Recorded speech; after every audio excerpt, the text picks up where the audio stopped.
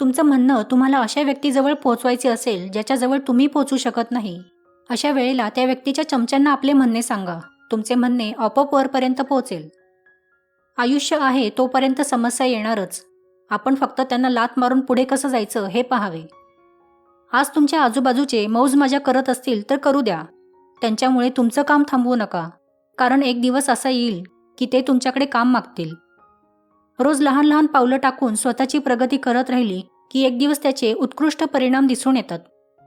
जेव्हा लोक तुमच्या पराभवाची वाट बघतात त्यावेळेला जिंकण्याची मजा वेगळीच असते. इमानदारीने आयुष्य जगणाऱ्यांची हौसमौज पूर्ण जरी होत नसली तरी त्यांची झोप मात्र पूर्ण होते. ह्या आयुष्यात हसण्यापेक्षा जास्त रडण्याचे क्षण येतील, म्हणून जेव्हा संधी मिळेल तेव्हा मन मोकळेपणाने हसून घ्यावे. आवडत्या व्यक्तीसाठी वेळ अवश्य काढावा, कारण काही दिवसांनी तुमच्याकडे वेळ जरी असला तरी ती व्यक्ती असेल की नाही याची काहीच गॅरंटी नाही.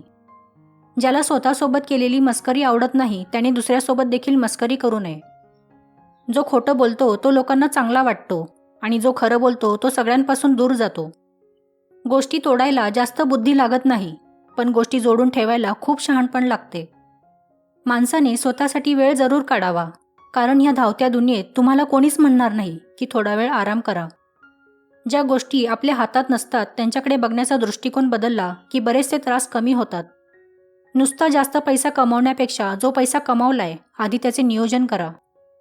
जेव्हा हातात पैसा येतो तेव्हा त्याची गुंतवणूक केली नाही तर मागचे दिवस पुन्हा भविष्यात यायला वेळ लागत नाही. वाया घालवलेला वेळ हा वाया गेलेल्या पैशांपेक्षा जास्त वाईट असतो.